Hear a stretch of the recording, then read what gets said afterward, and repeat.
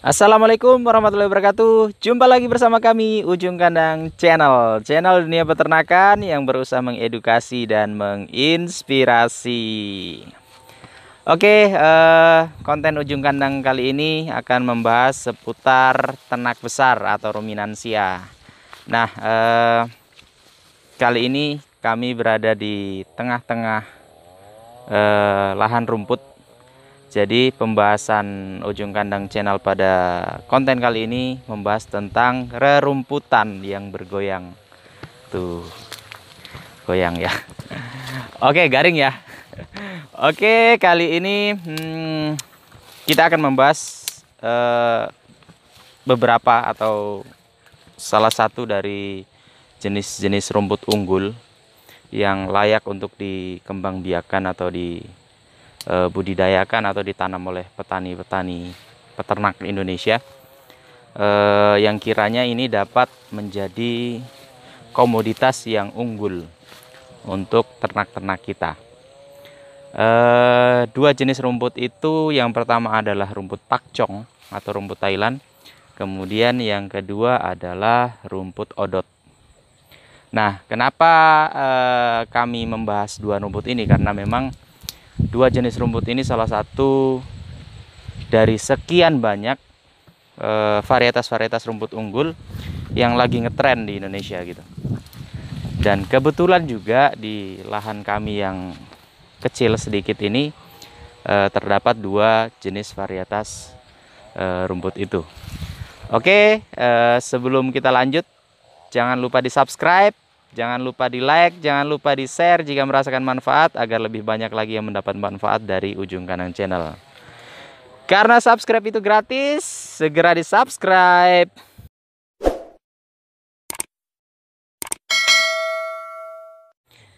Oke, kita lanjut ya. Jadi di lahan kami yang kecil, lahan kami sedikit, ada sekitar 1,5 hektar ya.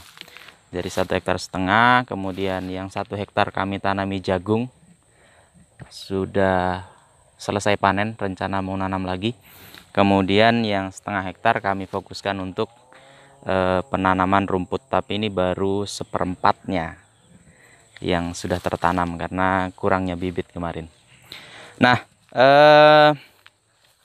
kenapa sih pentingnya kita nanam rumput gitu? Kalau dulu jadi saya sedikit berkisah di tempat kami. Dulu itu nggak ada yang nanam rumput, padahal hampir semua warga desa kami itu punya sapi, punya ternak sapi. Kenapa demikian? Karena dulu kala lahan-lahan pertanian itu masih luas, lahan-lahan kosong itu masih luas, kemudian penduduk belum padat, sehingga area-area untuk angon sapi, istilahnya untuk menggembalakan sapi itu masih banyak. Kemudian rumput-rumput lapang, rumput-rumput liar pun masih mudah ditemukan. Tapi seiring berjalannya waktu, kondisi pedesaan sudah tidak sama seperti dulu kala gitu. Jadi sudah banyak warga baru masuk, kemudian semakin padatnya penduduk, kemudian semakin banyaknya lahan-lahan yang diolah menjadi lahan-lahan perkebunan, kemudian lahan-lahan pertanian, sehingga komoditas rumput lapang itu sudah mulai berkurang. Makanya belakangan ini mulai ada inisiatif dari peternak-peternak sapi dan kambing mulai untuk menanam rumput. Nah, nanam rumput sebisa mungkin jangan sembarangan rumput kita tanam. Usahakan kita mencari rumput-rumput dari varietas yang unggul. Bagaimana ciri rumput varietas unggul? Banyak sekali sebenarnya rumput-rumput dengan varietas unggul. Enggak cuma 1-2. Tapi intinya adalah kriteria utamanya dari segi kuantitas produksi dan dari segi kualitas nutrisi atau gizi yang ada di dalam rumput tersebut. Nah, kali ini kita akan membahas dua jenis rumput dulu ya. Yang pertama yaitu pakcong atau Thailand, rumput Thailand. Yang kedua adalah rumput odot. Karena kebetulan dua jenis rumput ini, dua varietas rumput ini yang ada di lahan kami. Untuk pakcong saat ini yang sedikit yang kami tahu, untuk saat ini pakcong adalah menempati nominasi tertinggi dari kelas varietas rumput dari segi produktivitas maupun kualitas, terutama kualitasnya. Karena rumput pakcong ini memiliki protein kurang lebih 16% dibandingkan dengan rumput odot. Rumput odot produktivitasnya bagus, tapi kualitas proteinnya hanya di angka 11%. Jadi masing-masing punya keunggulan. Nah, di sisi lain juga selain dari kualitas dan kuantitas, dari kecernaan dan tingkat palatabilitas atau tingkat kesukaan dari ternak kita gitu. Nah, kebetulan di lahan kami ada dua jenis rumput. Yang ini area rumput pakcong, walaupun banyak rumput-rumput lainnya yang liar tumbuh. Kemudian di area sebelahnya ini adalah rumput odot. Nah, area yang kuning ini juga sebenarnya area rumput, cuman sudah dipanen. Jadi setelah dipanen, untuk mengakali membersihkan rumput-rumput liar yang tumbuh supaya dia tidak bersaing dalam menyerap nutrisi dari tanah, maka kita lakukan penyemprotan dengan racun pembakar rumput.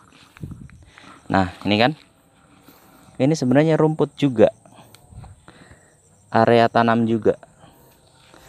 Cuman setelah dipanen, kemudian disemprot, kemudian kita kasih pupuk. Nih, pupuknya urea. Nih. Ini area yang sudah dipanen. Oke, selanjutnya kita akan review langsung ya dari perbedaan antara rumput pakcong dan rumput odot. Jadi kami punya di sini sisi rumput odot, nggak banyak sih, tapi cukup lah untuk beberapa ekor ternak kami. Kemudian di sisi sana rumput pakcong. Nah, kita mulai dari odot dulu. Nah, jadi rumput odot ini adalah rumput yang cukup populer, sudah cukup populer dan banyak diminati oleh peternak-peternak kambing maupun peternak sapi yang ada di Indonesia, karena memiliki produktivitas yang tinggi. Jadi bisa dilihat dari rumpunnya saja, satu rumpun itu memiliki banyak ruas tunas. Nih, ini bisa satu rumpun aja 1, 2, 3, 4, 5, 6, 7, 8, 9, 10. Memiliki 10 anakan tunas, padahal hanya dari satu rumpun. Awalnya ini hanya satu mata tunas, bercabang menjadi 10 mata tunas. Nah, selain itu juga penampakan dari daun rumput odot ini cenderung lebar, kemudian batang tebal basah, dan juga model-model seperti ini sangat disukai oleh ternak sapi, terutama anak sapi biasa, karena cenderung muda terus. Berbeda dengan rumput pakcong yang kapan sudah tinggi sedikit maka batangnya akan sedikit mengeras. Sementara untuk rumput odot, ukuran tingginya dia nggak tinggi-tinggi amat, paling sekitar 1 meter sampai 1,5 meter aja, itu sudah mulai bisa dipanen. Berbeda dengan rumput pakcong. Rumput pakcong dia lebih tinggi. Nah, kalau rumput odot cenderung dia melebar. Untuk masa panen antara rumput pakcong dan rumput odot hampir-hampir mirip, antara 40 sampai dengan 50 hari kami sudah mulai panen. Tapi tergantung dengan kondisi tanah. Ada tanah yang cukup subur dan cepat untuk bisa dipanen. Ada juga yang tanah yang sedikit tandus dan lama proses tumbuhnya. Nah, ini bisa dilihat rumpunnya banyak sekali. anak tunasnya banyak, padahal hanya berawal dari satu mata tunas, kemudian tumbuhnya melebar ke samping. Nah, kita bandingkan dengan rumput pakcong. Ini sebagian yang sudah dipanen tadi. Ada berapa jalur? Ada 1, 2, 3, 4, 5, 6 jalur. Nah, kita bandingkan dengan rumput pakcong. Nah, rumput pakcong dia cenderung tumbuhnya ke atas, meninggi, hampir mirip dengan rumput gajah. Tapi salah satu cirinya adalah rumput pakcong daunnya tidak berbulu, sehingga disukai oleh ternak karena tidak gatal di lidah. Begitupun dengan peternaknya, lebih suka ketika memanen, proses panen tidak gatal gitu, ketika diangkut. Kemudian rumpunnya pun tidak banyak. Kalau tadi sampai 10 rumpun, ini yang paling banyak 1, 2, 3, 4, 5, 6, 7. Hanya 7 rumpun. Dan tumbuhnya pun bukan melebar ke samping, tapi naik ke atas. Padahal ini umurnya sama. Ini dengan rumput odot yang tadi umurnya sama. Tapi kalau yang ini sudah mencapai 2 meter lebih. Tinggi saya 170, sementara ini melebihi dari tinggi saya. Nah, yang odot hanya setinggi pinggang, sementara ini sudah 2 meter lebih. Nah, ciri lain dari sebenarnya rumput pakcong ini banyak miripnya ya. Mirip juga dengan kolonjono atau rumput gajah, kemudian mirip juga dengan king grass atau rumput raja. Kalau orang awam sih masih belum bisa membedakan atau masih sulit untuk membedakan yang mana rumput pakcong, yang mana rumput gajah, yang mana king grass atau rumput raja.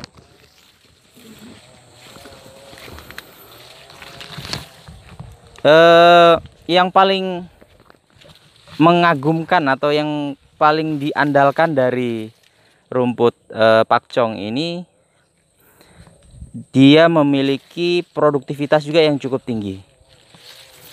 Walaupun rumpunnya sedikit, tapi ketika dipanen bobotnya itu lumayan besar gitu. Maksudnya dari beberapa rumpun saja dia sudah bisa untuk digunakan memberi makan beberapa ekor sapi. Berbeda dengan rumput liar atau rumput lapang. Selain itu dari kualitas proteinnya juga yang sangat tinggi, yaitu 16%. Nah, ini yang terakhir nanam.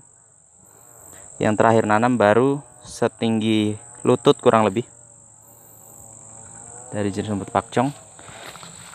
Memang untuk di tanah yang kami tanami rumput ini cenderung kurang subur, makanya dicoba untuk tanam rumput, tapi dengan perlakuan pemupukan. Pupuk yang kami gunakan biasa menggunakan NPK atau Posca, dan biasa juga menggunakan urea. Jadi kita selang-seling aja. Nah, sementara area yang subur kami coba tanami jagung. Baru selesai panen guys, sementara penjemuran. Nah, kemudian setelah dipanen sebisa mungkin untuk sebenarnya paling bagus didangir manual menggunakan cangkul atau kultivator kalau lahannya bagus, supaya rumput-rumput liarnya ini nggak tumbuh, sehingga ketika tunas dari rumput yang kita tanam ini mulai muncul, maka mereka tidak bersaing dalam penyerapan nutrisi tanah. Nah, tapi kita cari mudahnya, ketika panen kita habisi mata tunasnya, kemudian segera disemprot dengan pembakar. Nah, ketika nanti rumputnya sudah mati, rumput liarnya mati, maka tunas akan muncul tanpa ada saingan dari rumput-rumput liar yang ada. Nah, oke, demikian review singkat dari kami tentang rumput pakcong dan rumput odot. Semoga memberi sedikit wawasan untuk sobat ternak dimanapun Anda berada. Dan mohon masukan, kritik, saran yang membangun buat channel kami ke depan. Silahkan cantumkan di kolom komentar. Salam cinta dari ujung kandang, salam cinta dari kami. Wassalamualaikum warahmatullahi wabarakatuh.